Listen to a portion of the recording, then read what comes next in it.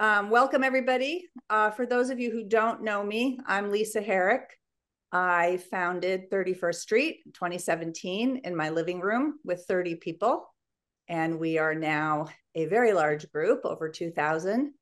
And this is our last fundraiser of this cycle, so it's a big event for us. We're very excited about it, and we're really appreciative that you're all here. We have wonderful speakers tonight. We're going to hear from the wonderful Robert Hubbell, whose newsletter every morning thousands of people read all over the country. He's an incredible inspiration and support to grassroots efforts all across the country. And much of our success is really due to Robert, because he just is constantly supporting us and many, many other groups in his newsletter. We're also going to hear from Drey Samuelson, who is my husband. He is consulting with the Dan Osborn campaign. He's out in Nebraska. He has been there for months, and he's not coming home until after the election. So I can say I have donated not only the maximum number of dollars, but I have donated my husband. And I am not going to be asking any of you to donate your family member, but we are going to ask you to donate funds. We're going to hear from Jim Shelton, 31st Street's political analyst. And then we are going to hear from the candidate himself, Dan Osborn. We'll have time later for some questions and answers. And we're going to sort of move right along, because 31st Street tries to start on time and end on time. But there's a ton of information we want to share with you. Before I turn it over, I just want to thank all of the co-hosts. I think we have a co-host slide. Our model of fundraising rests on the shoulders of our co-hosts. Co-hosts invite their networks, and you are all here. You are 163 people, and that is because of co-hosts. Thank you so much, all of you, for helping us. And many of you have helped us over and over and over again. We're very grateful for that. And for those of you who are new, wonderful, awesome. We also want to thank Senate Circle, who is another grassroots group that is co-hosting this entire event. Thank you very much to our partner. I want to just mention that our goal tonight is $200,000. We're making progress, but we really want to get over the hill tonight. We're going to be putting the donation link in the chat throughout the event. So you can just keep checking the chat. All you have to do is click on the link. All donations go directly to Dan Osborn's campaign. 31st Street does not touch money. We don't have a bank account. So if you click the link, your donation will go directly to the campaign. So with that, I'm going to turn it over to Robert Hubbell. Hi, everyone. I hope I've taken myself off mute. My name is Robert Hubbell. For those of you who don't know me, I'm the author of today's edition newsletter, which is on Substack. I want to start by thanking 31st Street Swing Left and Senate Circle for inviting me. And I also want to give a special shout out to any readers of my newsletter who have joined. I'm always humbled when you show up at events that I recommend. So thank you, and thank you. I'm going to speak for 5 minutes. But this is a great opportunity for all of us to get to know an exciting candidate who just may tip the balance of power in the Senate by defeating the U.S. Republican incumbent, and more about that later. But I want to take just a moment to reflect on where we are today and the importance of the grassroots movement in getting us to this point. But my reflection begins and ends with the words, thank you, thank you, thank you. The grassroots movement is frequently overlooked and dismissed and taken for granted.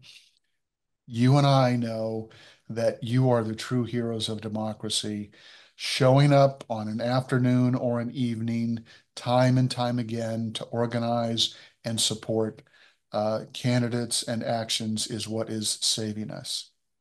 You know, Hillary Clinton's unexpected loss in 2016 shook the nation, the Democratic Party, and the Democratic faithful. And many of America's institutions were slow off the mark to react to Trump's win, including the Democratic Party, Congress, and the media, just to name a few. And you know how I feel about some of those. But the one group that immediately leapt into action were everyday Americans like you who immediately realized that if we were going to stop the emergent MAGA movement, it would take a new and different commitment from generations of voters. Concerned Americans like you everywhere rose up. They didn't have a leader. They didn't need one. They didn't ask for permission to organize into grassroots groups. They didn't need it, and they weren't going to wait for it. And they didn't waste a lot of time planning and strategizing. They began to react immediately, and their good work spread like wildfire. 31st Street Swing Left is one such organization. It started in Lisa Herrick's living room as an offshoot of Indivisible with a handful of concerned neighbors. And today it has over 2,100 members, and it has raised well over $12 million since it was founded in 2017.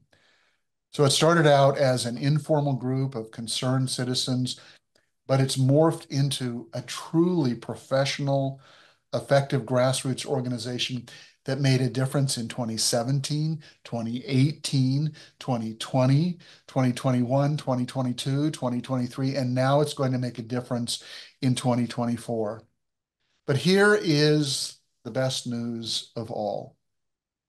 31st Street Swing Left is just one of thousands of grassroots groups that have stepped into the breach in the bulwark of democracy that was created in 2017.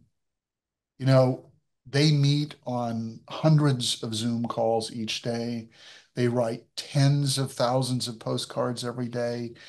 They make hundreds of thousands of phone calls and send more texts every day. And they've knocked on millions of doors. And I do not think it is an overstatement to say that the grassroots movement literally, not figuratively, literally saved democracy after 2017. And its reward for doing so is that it gets to do it again every year. And that's where we are, saving American democracy by motivating Americans to engage in the most fundamental and precious right of all, the right to vote. It has not been easy arriving at this point, but make no mistake, we have arrived here safely because of you. So thank you, thank you, thank you. And before I turn it over to Drey, I just want to highlight two other of the most important attributes of the grassroots movement that I think are overlooked, but that we will begin to appreciate. The first is that people who become involved in grassroots movements stay involved. As Kamala Harris says, we are not going back. We have become a permanent feature of the political landscape. And as I said, we're frequently overlooked and minimized, always to the regret of MAGA candidates who say, why is it that the Democrats keep overperforming expectations? Well, we know the answer to that question. It's our little secret, and let's keep it that way.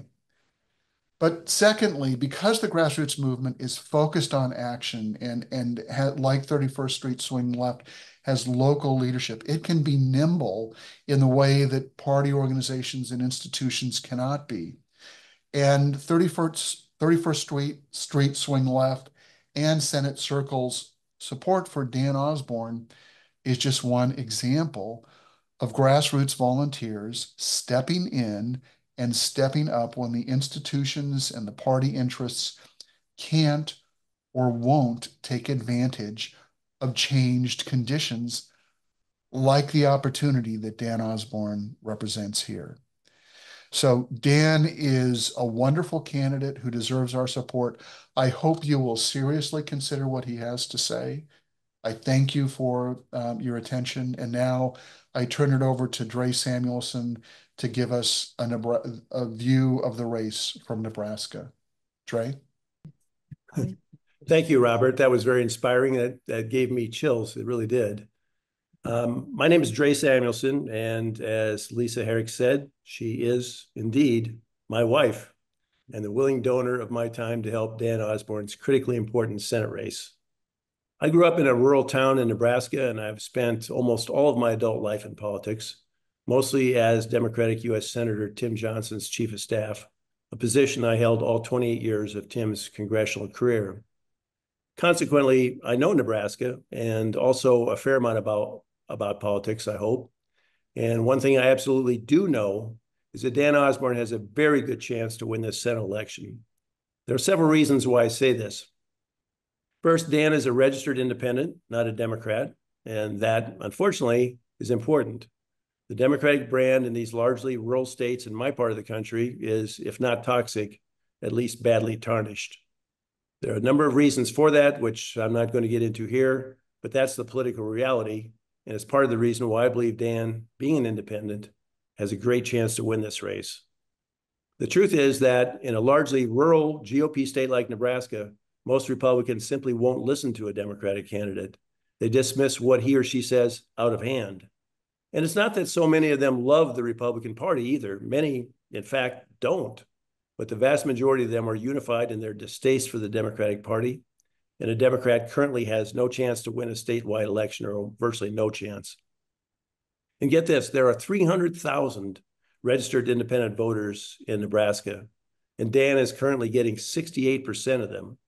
If he can just raise that number to 75%, he will almost certainly win. And while I don't know if it's in the plan, I'm sure that the campaign will remind these independents that Dan is also one of them, and Deb Fischer certainly is not. Secondly, Dan is proudly working class, and it's working class voters that we Democrats have lost to the detriment of our party. And the political value of his background is this: only 1/3 of Nebraska voters have a college degree, and it stands to reason that many of them would feel more comfortable voting for someone with a similar background than for someone who is, looks, and sounds just like every other senator. Dan doesn't brag about not having a college degree, nor should he, but he does say, very accurately, that, quote, "there's no one else like me in the U.S. Senate," unquote. And I can assure you that after spending 18 years working in the Senate, he's right, unfortunately. But Dan's working class background has gone unnoticed by campaign analysts that receive their opinions from the great Bible of conventional political wisdom. They note skeptically that 2 other independent Senate campaigns have lost in the last 10 years, which is true, but these analysts fail to note the key differences in the backgrounds of the losing candidates. Both of them had recently switched their party registrations to independents, which looks like political manipulation, and both of them were wealthy self-funders. Dan, by contrast, has been a registered independent for 20 years, and he certainly isn't a self-funder. He made $48,000 last year. Okay, Jim, you can share your screen. As a native Nebraskan, I know how inexpensive the TV time is relative to other states. Campaigns measure TV ad coverage in gross rating points, which is all you need to know for what I'm about to tell you. The cost of 1,000 gross rating points in Nebraska is $230,000. And the cost of 1,000 gross rating points in both Texas and Florida is $2.5 million, or more than 10 times as expensive as it is in Nebraska.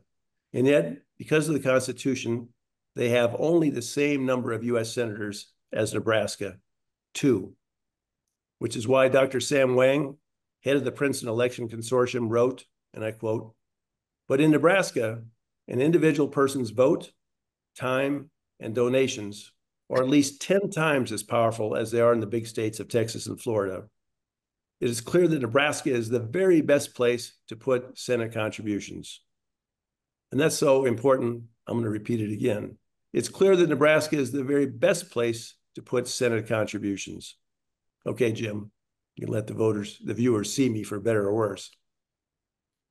Finally, this is a little unorthodox, but I want to close with an observation about political involvement, which is, after all, why we are here.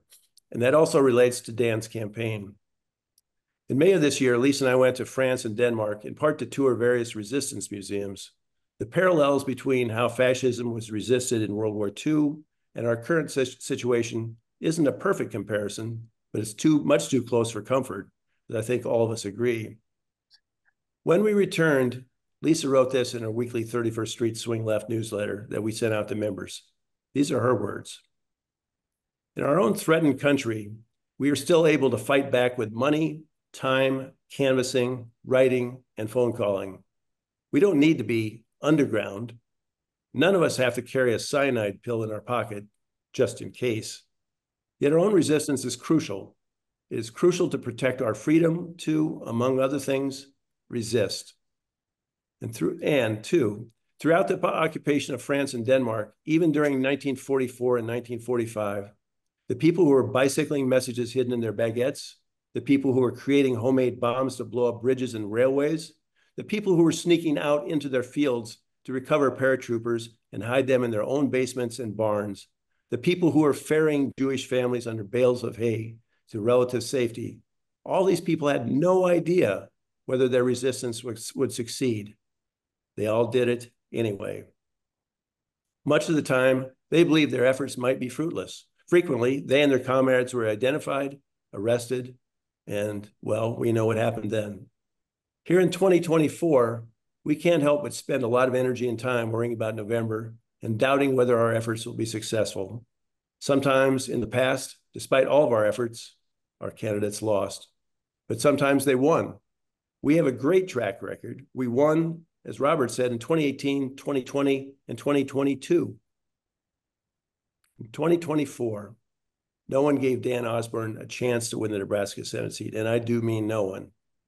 But if he does win, and he certainly can, we will be doing our part to resist the MAGA craziness and to finally return sanity to our country. And now I'll turn it over to Jim. Great inspiration and content, our friend. So yeah, I'm Jim Shelton, the political analyst, and I'm just going to jump right to my slides. And I have the obligatory slide that I'm going to start with, which is our principles, but I'm going to just show a few slides with evidence, which we're sort of evidence-driven, you could say. And this is the main slide I'm going to talk about, which is look at all these polls already for this this race in Nebraska, and actually a couple other ones. So I picked out the ones I thought were the most significant, major ones. First of all, this should not be lost on anybody.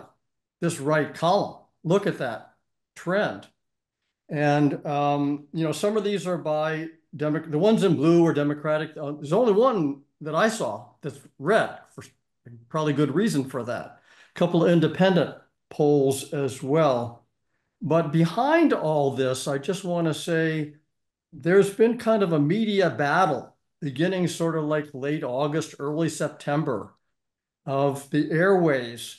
You know, all the campaigning has a lot of different components, but I'm happy to say that our side, which has both an independent side and Dan's campaign, has been very assertive in doing good media outreach that presents him because he's such a compelling candidate.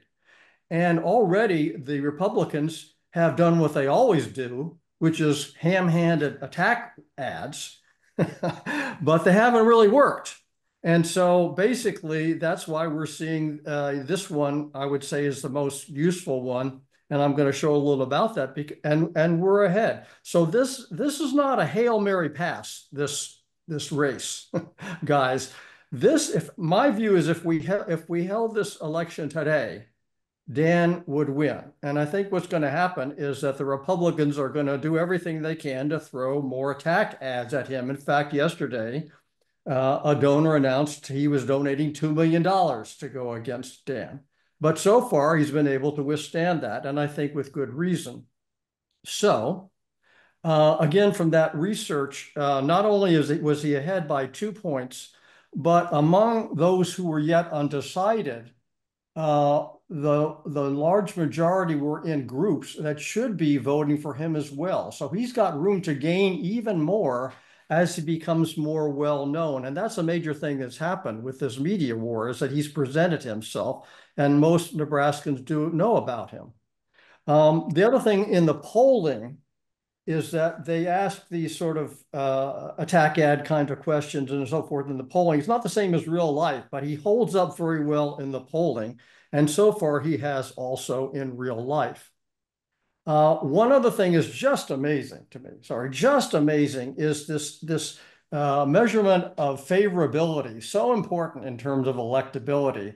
Dan was not well known in July, but now he has a favorability net of plus 14. Fisher never had very good favorability, at least this year. Now she's actually down by 9.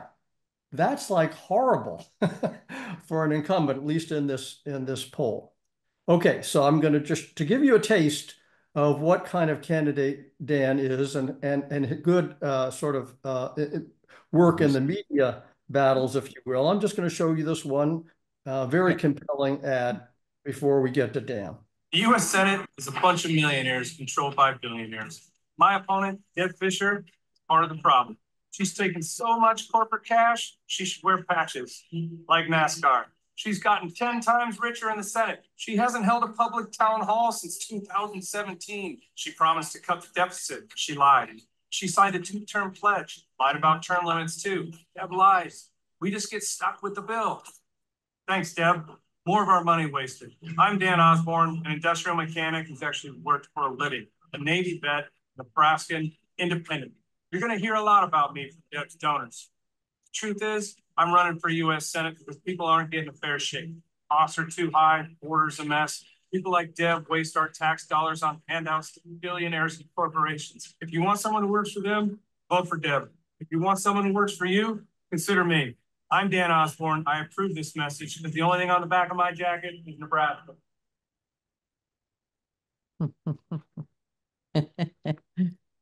Okay.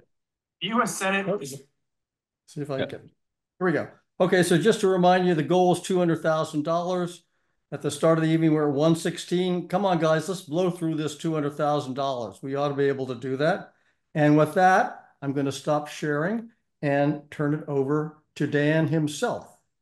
Yeah, Drey, Robert, that was good. That was all good stuff. Well, I'll start a little bit with my background for those who don't really know me. I joined the Navy right out of high school. My grandfather, he retired from the Navy. This is his 1955 officer candidate school ring. So he gets to go everywhere I go.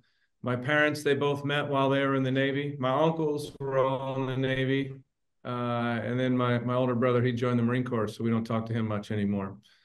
But I did 2 Western Pacific cruises aboard an aircraft carrier USS Constellation.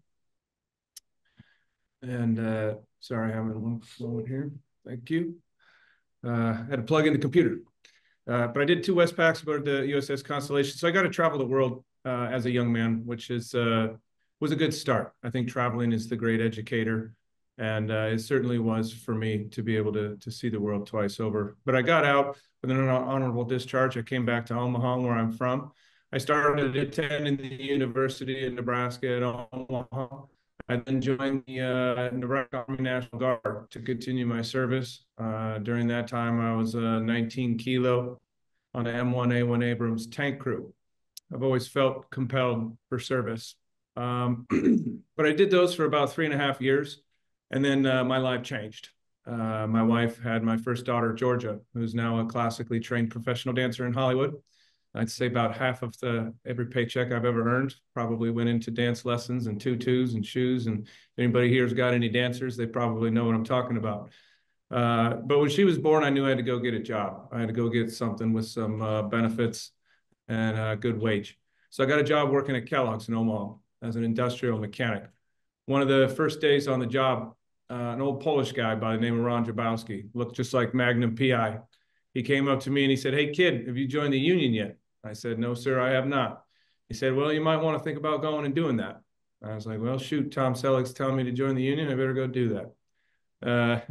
So I paid my dues. I kept my head down. I worked hard for a lot of years, just providing for my family. The old guys used to take care of the union business. And Kellogg's used to be a very family-friendly oriented company. I don't know if anybody knows about anything about the founder, W.K. Kellogg, but he said that his people were his #1 asset and resource. Over the years, Kellogg's became more beholden to their stockholders. The old guys like Ron started to retire, and we started to lose on some of our contracts. So I decided to run for executive board of my local. I got elected as vice president. It was a complete changing of the guard of the executive board. 3 months later, the president stepped down because you get yelled at a lot in that role by both members and management alike. But I knew the role was important, so I assumed it. I did that for about a year, and then COVID hit.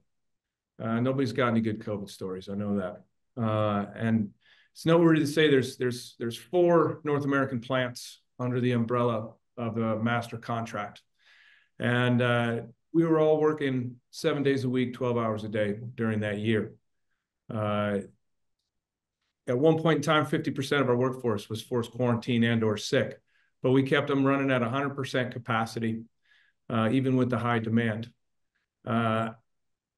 And that's really where all this starts, because our contract expired that year. They made record profits. They went from $19 billion to $21 billion. The CEO gave himself a $2 million raise. The board enriched themselves. The stockholders enriched themselves. And our contract expired that year. I figured it'd be a no-brainer. We'd get a little sliver of the pie. But instead, they sat across the negotiating table from us and they said, we're going after your health insurance. We're going to take your cost of living wage adjustment, which is our only form of wage increases designed to keep us even with inflation. And then we're going to implement a permanent style 2-tier wage system with no path for a lower tier employee to go to the upper tier. So for me as president, that was my oh crap moment. There hadn't been a strike in Nebraska since 1972. So I had to learn what that meant. I had to learn how to pick it, why to pick it, where to pick it. I started drumming up some early support. So that way when October 5th midnight rolled around, we could not come to an agreement with the company. It's my belief today they had no intention of coming to an agreement. So we shut down 4 North American plants, 4 U.S. plants, and we walked off the job to preserve our wages and benefits. Certainly one of the hardest things I've ever had to do, take 500 of my friends and their families out into the great unknown, not knowing if we're going to have a job at the end of it. But we all felt that we were on the right side of history. And I knew out on the picket line, Democrats were going to come out and support. That's traditionally what they do. They support organized labor. But that's not the way I've seen my world. You know, that's not the way I see it. I didn't see men or women or black or white or Republican or Democrat out on the picket line. I saw people that wanted to go to work with a fair wage and some fair benefits and the time that they trade in service of the company. So I set out to make it a nonpartisan issue. I was able to get a hold of Republican Congressman Don Bacon's team. I got a 10-minute meeting set up with one of his guys, and that 10-minute meeting turned into about 2 hours. So I think when you put a human face and a human emotion to an issue and an idea, it can change minds, and it did. Congressman Bacon came out to the picket line and shook hands with my members in favor of what we were trying to do. I then tried to call Senator Fisher. No answer. When I saw Pete Ricketts at an event I was at, he's now U.S. Senator Pete Ricketts. He was the governor back then. I cornered him by the end of the night, and I told him who I was and what was going on in his state. And he agreed to meet me at the Capitol. So I drove out to Lincoln a few days later. I met with his team, and he ended up drafting a letter and sending it to the CEO of Steve Cahill Lane, imploring him to get our people back to work. So that's some of the things that I did to put added pressure on Kellogg's to get us a contract. We were on strike for 77 days. We settled just before Christmas. And I remember walking back in my plant, just feeling a huge sense of pride, what we were able to accomplish. 500 jobs here in Nebraska, 1,500 around the country. And ultimately, that's why I'm doing this today. I want to continue to be a voice for working class families all across my state and certainly the country. As like Drey said, I don't think there's anybody like me in the U.S. Senate. It's a seemingly a country club of millionaires that work for billionaires. In fact, less than 2% of our elected officials in the House and Senate come from what's considered working class folks. I get frustrated with the corporate agenda. You saw the commercial before this. Robin Williams, it was Robin Williams, the late comedian, said it best when he said our politicians should be wearing NASCAR jackets with patches of their sponsors so we know how they're going to vote. Senator Fisher, you saw she's got a lot of patches, 4 of those being Class 1 railroads. This is a huge railroading state. We've had 5 train derailments in the last 3 months. Senator Fisher's headed the transportation committee that allowed railroads to police their own safety. And now they actually have a certain level of death factored into their safety program as acceptable. That's crazy. She continually votes against the Rail Safety Act, putting towns along rails and as well as rail workers in jeopardy every day. You know, she takes money from Big Pharma, votes against cap on insulin for $35. So that's what we get. She's owned by corporations. So that's certainly a message that's resonating with Nebraskans because we're being different. We're not taking any corporate PAC money. I don't want to have, you saw my jacket. I don't want to have any of those corporate sponsors. I don't want to be beholden to anybody but the people who vote me in, the way the framers of the Constitution intended us to be, a government by and for the people. But with that, we talked about, you saw the polling data. Again, I align with Robert's sentiment. I believe if the election were held today, we win. So we need to keep our foot down on the gas pedal until the end of this thing. And I know Senator Fisher's, they're sending in an army to rescue her is what's going on. I have no idea. I didn't hear about that donor for $2 million, but they're going to double down on the negative attack ads. Again, so far we've weathered the storm. It's not a big deal. It's the same old things. And really 3 weeks of attack ads, $3 million, and 3 weeks of attack ads, we've gone up 5 points in the poll. So people aren't buying it. They're just simply not buying it. They're extreme. They make me look out to be more extreme than I've ever seen anybody, you know, saying that I want immediate amnesty for anybody who's here in the country illegally, and I want to give them Social Security benefits. Said nobody ever. And the same with abortion. I want abortion up till 9 months. Again, said nobody ever. You know, I am certainly pro-choice in the fact that in my own personal life, I would say I'm pro-life. You know, I would never advocate for one of my daughters to have an abortion as a form of birth control. But certainly it needs to be available if there's complications or, you know, for the exceptions, for sure. But I'm not a medical doctor, and neither is anybody in Congress, and they shouldn't be making laws on women's health care. And also, they shouldn't be telling people when they should or shouldn't start their families. So that's government overreach at its finest. But again, I would be in for protecting individual liberties. But yeah, we could open it up to questions. If anybody's got any questions for me in this beautiful state of Nebraska. Oh, and I should tell everybody the Huskers are really good this year too. So I don't know if that's going to affect my race in any way, shape, or form, but certainly people are in a better mood every Saturday. Thank you so much, Dan. Thank you for coming here. I know you're super busy. Before we open it up to questions, we're going to do that in 1 minute. We're just going to have Mary Pence, who is Jim's sister and our fundraising chair, say a few words. Hello, everyone. My name's Mary Pence, and I want to talk to you today from a place of positive emotions, hope, inspiration, anticipation. Dan Osborn elicits these feelings in me. I want to start with a generalization, and that is that to me, Dan Osborn is the real deal. And if that sounds like faint praise, I want to assure you that it is indeed high praise. And by the real deal, I mean that he is largely without pretension or ego. He's not on a quest for power's sake. He has transferred the hard work of being a steam fitter and a labor organizer to the hard work of connecting with Nebraskan voters by repeated swings across the entire state. He's not afraid to dream big, setting out to do what many people told him it was impossible to do. He has defined his own path, not seeking or accepting endorsements from the Democratic Party and not endorsing other candidates either. I believe him to be a man of principle, a man who embraces the old-fashioned virtues of being a good neighbor and caring about the people he works with.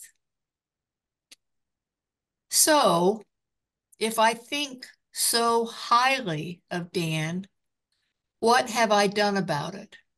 What can you do about it? Following up on Jim's message, we can help him get out his message in the media battle that's going to continue to ramp up in these last weeks. My husband, Dan, and I have given him the maximum $6,600. That's a lot of money, you say. Why, you ask? The answer is because Dan inspires us, he gives us hope, and we anticipate that he will knock their socks off in the United States Senate.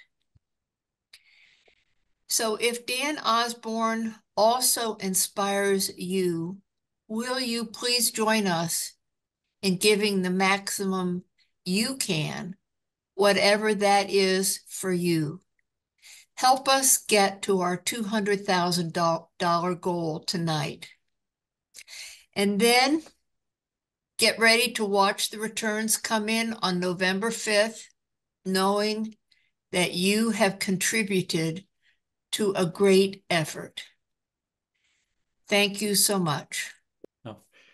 Hi, everybody. I am Aaron Hamburger. I do membership here at 31st Street Swing Left, and I also curate questions for our Q&A sessions at our fundraisers. So Dan, feel free to unmute. I've got a whole bunch of questions for you from the people who are here donating to you tonight. And so the first question I think that is on a lot of people's minds is, who are you going to caucus with in the Senate, and who do you support for president? Sure. Well, I'll preface that early on in the campaign. We made a chess move on the chessboard, as it were, to not accept the endorsements from any one political party or any one political candidate. I don't give them either. I'll be happy to work with whoever gets elected to deliver for Nebraskans, because again, the people who vote me in, I'm going to be working for them. And I want to be an effective senator. I really do. I want to help people. I want broadband out in the rural areas so people can do telehealth visits instead of having to drive, 50 miles to see a doctor. So I got a lot of ideas that I'd love to implement. And but the caucus question, George Norris was the last independent senator from Nebraska. He helped create the unicamp, the nonpartisan unicameral that Nebraska enjoys today, that I think DC could certainly take a few notes from. His last term, he did not caucus with anyone. I've been told that you can't get committee assignments by doing that. Well, there's a reality that exists that I could be the 51st swing vote in the U.S. Senate. So with that, there's going to come some privileges to that. So I think that I would have no problems getting on committees. And from what I also understand from DC insiders, a lot of it's fundraising, which is ridiculous that you'd think you'd have to buy your way into a committee. But that doesn't sit well with me. But if that's what I got to do, that's what I got to do. But yeah, so that's where I'm at. Hopefully that answered your questions. I truly want to challenge the system, because I think the system needs to be challenged. Certainly right now, it's not working for me and my family. People like me, yeah, I just had to change the tires on my son's car. And, that week I'm at the grocery store, I gotta figure out how I'm going to purchase groceries. And it's certainly not steak and chicken that week. It's getting away with the cheaper foods to feed my family for that week. But that's the way I've lived my life. I'm not complaining about it at all. I've always liked my work. But I want to protect people's paychecks at the end of the day. At a time where certainly our money doesn't stretch near as far as it used to. Great. Another question. Has there been a debate with Senator Fisher, and how did it go? Yeah, we've had quite a few debates, and she hasn't showed up to any of them. Because they went great. Yeah. We even, the media's even been covering them because we challenged her to 4 debates, one in each congressional district, and then one that's customary at the state fair. She declined to debate, stating that it's more important to get out and talk to people face to face, which there's 1.9 million people in Nebraska, fairly small, but still too many people to talk to face to face, in a couple months. And then she recently changed her tune, and now she said she's refusing to debate because she won't debate with a liar. So that doesn't make any sense to me either. But yeah, we continue to host debate across the state, and we have an empty chair there with her NASCAR jacket on it, and just turns into town halls. And I've done 140, over 140 now publicly advertised town hall, and Senator Fisher has not done any since 2017. And I always pose to people, I say, look, if you're a small business owner and you have an employee that refuses to sit for an employee meeting or a review, are you gonna hire that person for another 6 years? The answer is, of course, no. But that's what we're doing. All right. Now, did you seek endorsement by Vote Vets or not seek endorsement by Vote Vets? That's come up a couple of times. Did. You did. So you have been endorsed by them. Actually, no. We had some really positive meetings with folks over there, but have since been unable to schedule. It's like the one national group that we've struggled with, and we're just really not sure why. Okay, good. But if anyone knows anyone at Vote Vets, please ask them why they are not supporting this excellent veteran. Okay. We've been endorsed by Independent Veterans of America. Great. Another question, independents like Senator Sinema, Senator Manchin, Senator Sanders have all seen the role of being an independent differently. Some as brokers, some as forces behind the scenes, some more, maybe even personally ambitious. What is your vision of what it means to be an independent? I think it just means working with the people in Nebraska and working for them. And nobody else. I don't want to be beholden to a party boss. I don't want to be beholden to a corporation. And I'll always revert back to the Constitution. That's the way this was intended. They warned us. George Washington warned us of the 2 factions. James Madison, Federalist Paper number 10, warned us how dangerous it could be. And I think it's also about bringing people together. That's what I do in my town halls. My town halls have a little bit of everybody. I was in Columbus, Nebraska. I had 70 people show up, and you can see the MAGA people funneling to one side and the Harrison Walls people funneling to the other side. And we just focus on issues. And there was anytime Trump or Harris came up, everybody starts fighting. And then I immediately stop and I'll ask somebody, what's important to you here in Columbus, Nebraska? What issues do you face? And so, could be education, could be crumbling school systems, whatever it is. Then we start talking about issues, and then everybody starts nodding heads together again, And so the party politics are frustrating, and it's easy to, quite frankly, it's pretty easy to talk about.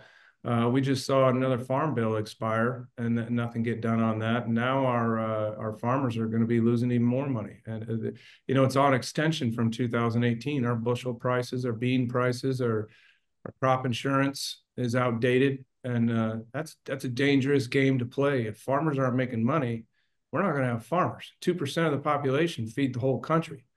So people are getting real frustrated with it. And I think that's the independent piece that's winning in Nebraska.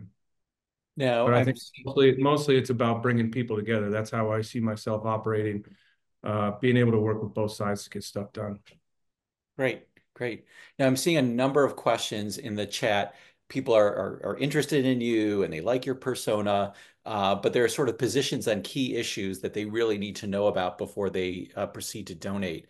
Certainly Roe v. Wade is an important issue for a lot of people on this call. That's been one that's come up a lot.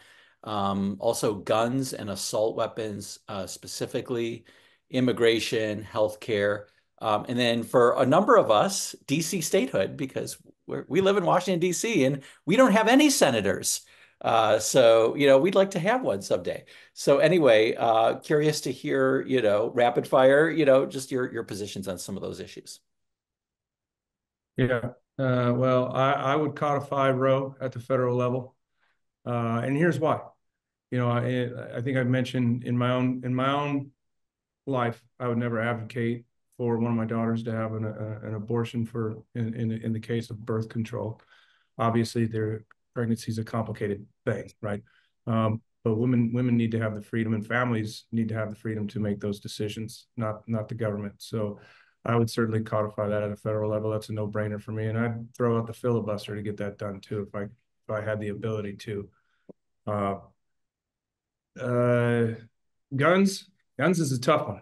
So Nebraska set up, Omaha and Lincoln are 50% of the population, and then the rest is spread out throughout the rest of the state. It's a big state, land-wise. So it's definitely different talking to rural folks about firearms than it is in the cities. But what I like to tell people too is the people who have to deal with these the most are law enforcement. So I would like to lean on law enforcement to give them the tools that they need to be better about dealing with firearms and enforcing the laws that we already have, common sense laws, background checks, things like that. I don't want to take anybody's freedoms away, but we have to be better at also protecting our citizens at the same time. And I believe there's ways we can accomplish that by appeasing both sides and trying to keep our people safe. And there's the federal government subsidizes a lot of garbage. We all know that. But there's some exciting technology that's come out. It's cameras that can detect a firearm, and then you can geofence a building. So if that firearm is detected crossing that invisible fence, doors can lock, can call authorities. However you want to have that system set up. We need to make that readily available and affordable for anybody who needs that and wants that. Churches, synagogues, or schools. That's just be an added safety measure for sure. Right to repair. I talk about right to repair a lot. Right to repair is an issue that affects all of us, that a lot of us don't know about. And it started with farmers and John Deere making their equipment proprietary, so that they have to take it to the dealership to get it fixed because they can't afford the parts or the technology to be able to work on their own stuff. And again, that goes into keeping our farmers profitable. We have to keep our farmers profitable. That's apex. But it also is spilling into our lives in the form of the electronics world, in our vehicles. The electronics, you used to be able to take the back of your phone off, replace your battery, and it's good for another 2 years for $50. Now you got to go get a new one, $1,000. I got a whole drawer full of $1,000 phones. It's an environmental issue too, because now we throw stuff away. It's this throwaway culture. We're seeing it in the auto industry. I changed the alternator in my car on the side of the road last summer with a buddy of mine. I went and bought a refurbished one. I threw that in there, and then I took the blank back to the AutoZone, and they gave me another $20 for that. And if right to repair continues to sink its teeth in the way it's going, I'll have to buy an OEM model, which is 3 times more, and then I'm going to end up throwing that old alternator away, which could be refurbished again, or I'm going to have to take it to a dealership and get things replaced, and that's very costly. Everybody knows how costly that is. And then that's going to start shutting down businesses. It's going to shut down. I have a good friend of mine. He's a Republican. He double maxed my campaign just because of this issue. That's his livelihood. He refurbishes key fobs. Right to Repair has its way. He's out of business, as well as mom and pop garages and things like that. So that's one issue. Senator Osborn, I'm so sorry, but you've got a huge crowd 5 minutes from you, and they're waiting on you. The great city of Lincoln, and I'm sorry I didn't get to everything. I will stick around and can answer some further questions, especially as regards Ukraine. But thank you so much. Yeah. Thank you, Dan. Let's all thank Dan. Thank you. Really Sorry I can't stay appreciate you longer. coming Thank you so much. for your next event. But thank you so much for being here. Go talk to voters. All right. Thank you. Thank you. And I'll just add, because I've seen a lot of Ukraine in the chat, I'll just add that Dan, speaks very powerfully on that issue of, not wanting to be in a situation where he'd have to send his son to fight a war in Europe, and our support of Ukraine and their bravery is being just a key part of ensuring that that never has to happen. So sees them as our ally in the region and an ally we should support. So just to explain, Dan Maroff is actually Dan's campaign manager. So he's, for those of us who weren't aware of that, but he knows a lot of senior strategist. All right, well, okay. Great. Okay, well, we have a few more questions, and then I know we have to wrap up at that point. I think, Dan, am I correct in saying people can go to Dan's website to get, positions on various issues if we don't manage to get to them?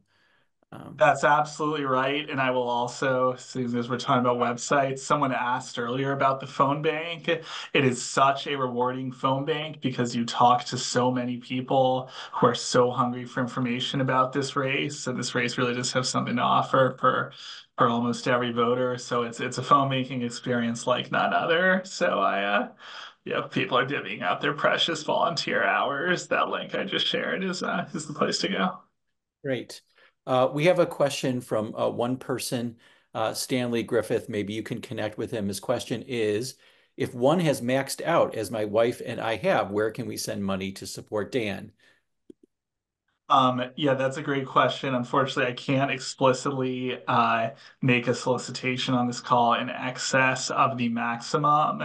I can, however, note that there are two organizations that have been doing, outside spending in support of this campaign. One is the Nebraska Railroaders for Public Safety. One is Retire Career Politicians. And both of those websites can be found with a quick Google. That's Retire Career Politicians and the Nebraska Railroaders for Public Safety. Okay, great. Also, I put my link in the email in the chat, and I can anybody wants to connect with me, I can give them a connection to those two organizations and some good C3s and C4s that are doing good work in Nebraska as well. Over. Great. Okay, I think that answered that question. Dan, do you just want to talk for a second about and apologies to everybody. You're asking a lot of questions about a lot of issues. I'm trying to get as many as I can in there, so I'm not trying to leave anything out. But assault weapons keeps coming up, and I guess people just want to know, like, where is Dan on assault weapons? And then DC statehood, I think, was an interesting one for a lot of folks too. If you could just and climate change also. Those are three issues that I hear a lot. Let's do them in reverse order. Climate change, when Dan is asked about that, he sort of says this is kind of the issue that has to, if we don't get this issue right, none of the other issues are really going to matter. And Dan has received support of environmental groups. Really our first real financial backing came from groups like the 1.5 degree climate folks, and people just really committed to that. And so Dan is very, very strong on that issue. It is, I think, one of the best messengers on that issue to people who don't start out aligned on that issue that I've seen. It makes a very compelling case of, when we think about how much our children mean to us, that if there's even a chance that human activity might be the cause of all this climate change we can see with our own eyes, if there's even a chance, we must do something about that. The DC statehood, I don't think I've ever heard him asked about that. I can certainly ask him about that and get some sort of answer back to Jim about that. I think the other one was assault weapons. And, look, Dan Osborn went into York, Nebraska, a place, where, that typically a Republican wins by 60% of the vote, and called for red flag laws and background checks, which takes a level of courage on this issue that I think few have displayed. He has not gone out and called for a ban on assault weapons. And all I will say is that, as a really strong supporter of Dan Osborn, I'm really glad that he hasn't taken positions like that would just alienate a key part of the electorate that he needs to win. Great. Okay, I am going to just reiterate that people can go to Dan Osborn's website, find out more information about his various positions. But it is 7 o'clock, and we like to be prompt at 31st Street Swing Left. So I'm going to have to put a bow on the formal Q&A here and hand the mic over to Lisa. And I'm just going to thank everybody again. I'm just going to echo Robert Hubbell and say thank you, thank you, thank you. This is really meaningful. We've raised a great amount of money. I think we have a little ways to go, but we're going to keep at it over the next few days until we meet our goal. But thank you so much for all the questions. It really, it shows your enthusiasm, your curiosity, your engagement, your participation, and that's really all we can ask of you. So thank you so much for being here and really wanting to understand. That's half the battle. Thanks. Go Nebraska. Yeah, but wait. We have our after chat now. We have an after. Okay. Anybody who wants to stay on for informal chatting, comments, questions, some of us will stay on. But I think we're probably going to let many of you go. Roberta? Yeah, I would just say a lot of the questions in the chat, it seems to me, are sort of, a number of them are, Dan is an independent, it's almost like, how can we trust what he's going to do a little bit? And I think, as Drey was saying, it's running from Nebraska.